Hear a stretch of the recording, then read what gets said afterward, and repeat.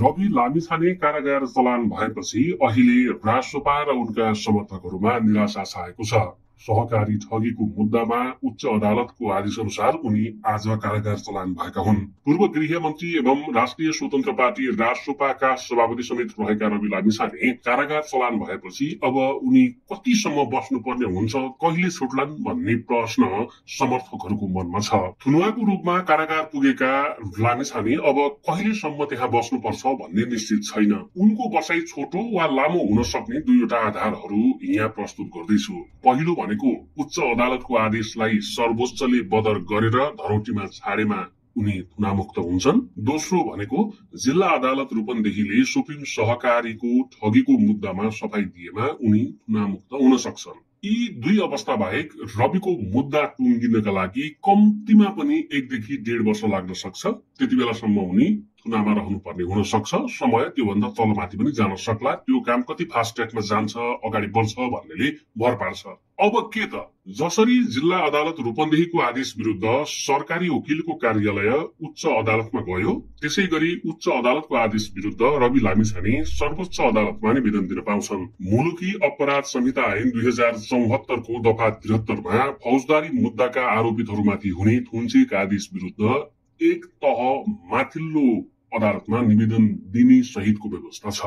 जन्म कैद वा 5 वर्ष भन्दा बढी कैद सजाय हुन सक्ने कसुरमा भने 2 तह अर्थात सर्वोच्च अदालतसम्म पनि जान पाउने सुविधा छ। कानून व्यवसायीमाथि बोलीचालीको भाषामा 73 नम्बर निवेदन भनिने यो सुविधा अनुसार रवि लामिछाने उच्च अदालतको बुटवल इजलासको आदेश विरुद्ध सर्वोच्च अदालतमा निवेदन दिन पाउँछन्। लामिछानेले सर्वोच्चमा निवेदन दिने निश्चित जस्तै छ। त्यो निवेदनमाथि सर्वोच्च अदालतले प्रारम्भिक सुनवाईपछि बुटवलबाट कैफियत प्रतिवेदन मगाउने आदेश गर्नेछ।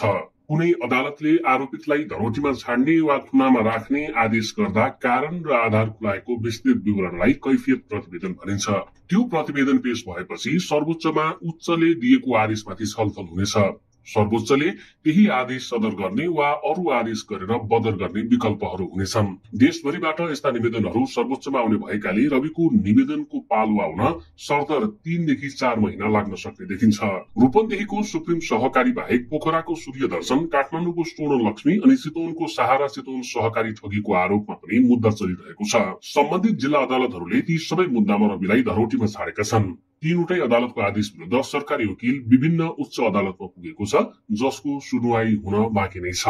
कति कैद मागिएको छ त? सर्वोच्च अदालतले उच्च अदालतको आदेश बदर गरेमा भने धरौटी अंक तोक्नेछ अनि त्यसका आधारमा रवि थुनामुक्त हुन बाटो खुल्नेछ।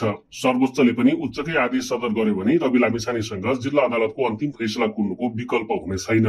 यस्तो अवस्थामा जिल्ला अदालतले गर्ने फैसला अनुसार नै उनी कति समय कारागार रहने भन्ने निश्चित हुनेछ। यदि जिल्ला अदालतले उनलाई निर्दोष ठहर गरेमा तत्काल थुनामुक्त हुन पाउनेछन्। दोषी ठहर गरेर उनी थुना र कारागारमा बसेको अवधि जति कैद तोकेमा पनि फैसलापछि बाहिर निस्किन पाउने 3 वर्ष भन्दा बढी कैद सजाय तोकेमा भने थुनामै रहेर माथिल्लो अदालतमा पुनरावेदन गर्नुपर्नेछ।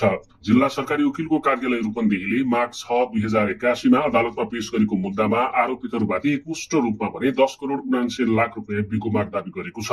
बढी कैद सजाय माग दावी गर्न ठूलो आकारको बिको देखाए पनि रविमाथि व्यक्तिगत रूपमा 2 करोड ऋण लिएको अनि गोर्खा मिडियामा थप 2 करोड रुपियाँ ऋण प्रवाह भएको भन्ने आधार देखाई 4 करोड रुपियाँ हिनामिना गरेको आरोप छ।